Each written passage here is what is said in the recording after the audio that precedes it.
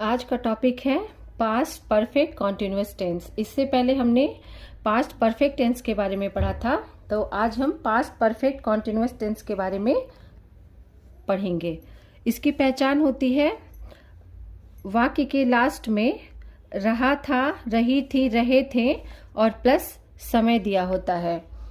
इसको पहचानने की ट्रिक होती है रहा था, रही थी के साथ समय दिया गया होता है।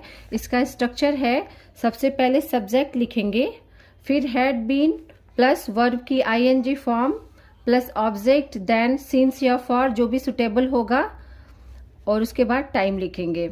जब भी परफेक्ट कॉन्टिन्यूअस टेंस आए, चाहे वो प्रेजेंट का हो, पास्ट का हो या फिर फ्यूचर का हो, उसमें सबके साथ टाइम दिया होता है और टाइम के लिए सिंस या फॉर का यूज होता है। सिंस के लिए सिंस जो है वो निश्चित समय के लिए यूज होता है और फॉर अनिश्चित समय के लिए यूज होता है। तो चलिए एग्जाम्पल के साथ समझते हैं। तुम सुबह से यह किताब पढ़ रहे थे, तो इसमें सब्जेक्ट है तुम, तो तुम का हो जाएगा you.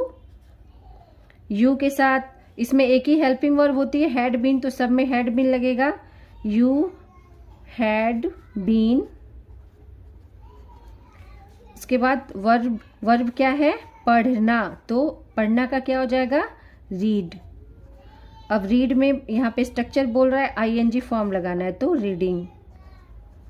You had been reading. उसके बाद क्या है, ऑब्जेक्ट, तो क्या पढ़ रहे थे, ऑब्जेक्ट क्या है, किताब, तो you had been reading this book, यह किताब,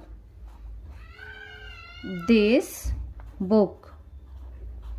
अब सुबह से निश्चित समय है, तो सिंस मॉर्निंग, सिंस मॉर्निंग।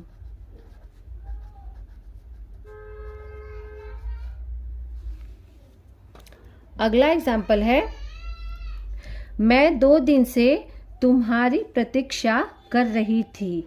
तो कौन प्रतीक्षा कर रही थी, मैं कर रही थी, तो मैं हो जाएगा सब्जेक्ट, तो मैं की इंग्लिश होती है आई। उसके बाद क्या लिखेंगे, हेल्पिंग वर्ब, तो हेल्पिंग वर्ब है had been, I had been. Verb क्या है, प्रतीक्षा करना, तो वेट, आईएनजी वेटिंग। तुम्हारी, I had been waiting for you, for you. 2 दिन से अनिश्चित समय है, तो फॉर 2 डेज, 2 डेज।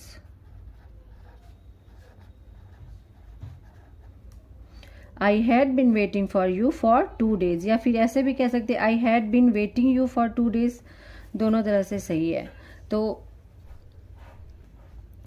इस तरह से हमने देखा कि प्रेजेंट परफेक्ट कॉन्टिन्यूअस टेंस के सिंपल फॉर्म को हमने कैसे ट्रांसलेट किया। अब प्रेजेंट परफेक्ट कॉन्टिन्यूअस टेंस के नेगेटिव फॉर्म को कैसे करेंगे। नेगेटिव सेंटेंस जब आएगा तो कुछ नहीं करना है, सारे स्ट्रक्चर वैसे ही रहेंगे, बस हैड और बीन के बीच में नॉट लगा देंगे, तो हैड नॉट बीन लगा देंगे। चलिए एग्जाम्पल के साथ समझते हैं। तुम सुबह से यह किताब नहीं पढ़ रहे थे। देखिए नहीं आता है तो नेगेटिव होता है, और सारे टेंस में सिंपल, नेगेटिव, इंट्रोगेटिव इस तरह के देखने को मिलते हैं फॉर्म। तो चलिए इसको ट्रांसलेट करते हैं। तुम सुबह से यह किताब नहीं पढ़ रहे थे, तो सब्जेक्ट, सबसे पहले सब्जेक्ट लिखेंगे, तो सब्जेक्ट कौन है, यू, यू। अब हैड बीन के बीच में नॉट लगाना है, तो you had not been, you had not been. Verb है reading, you had not been reading यह किताब, this book, object, this book. सुबह से तो सिंस मॉर्निंग,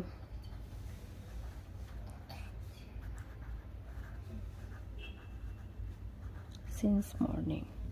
तुम सुबह से यह किताब नहीं पढ़ रहे थे, you had not been reading this book since morning. अगला एग्जाम्पल है, गाय 1 हफ्ते से हरी घास नहीं खा रही थी। तो कौन घास नहीं खा रही थी, गाय, तो गाय सब्जेक्ट हो जाएगा। सब्जेक्ट है गाय, तो गाय का क्या हो जाएगा, cow, the cow, the cow had not been had not been eating हरी घास, ग्रीन ग्रास,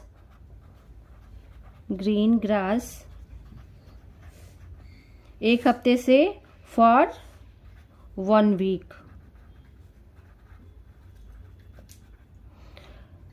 जब भी कोई डिजिट आ जाती है 1, 2, 3 या इस तरह से जब भी कोई डिजिट आए ना तो वो अनिश्चित समय माना जाता है, तो उसके लिए फॉर का यूज करते हैं।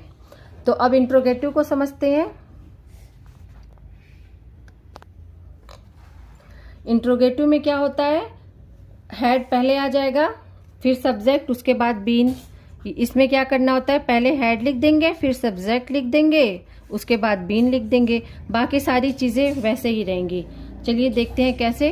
क्या वह 2 घंटे से फोन पर बात कर रही थी? कौन बात कर रही थी? वह, यानी कोई लड़की है, तो उसके लिए शी का यूज होगा। तो हैड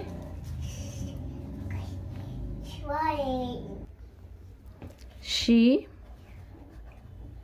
बीन। अब वर्ब क्या है, बात करना, तो हैड शी बीन टॉकिंग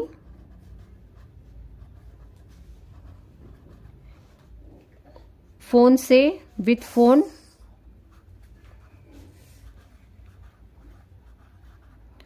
कितने देर से? 2 घंटे से, फॉर 2 hours।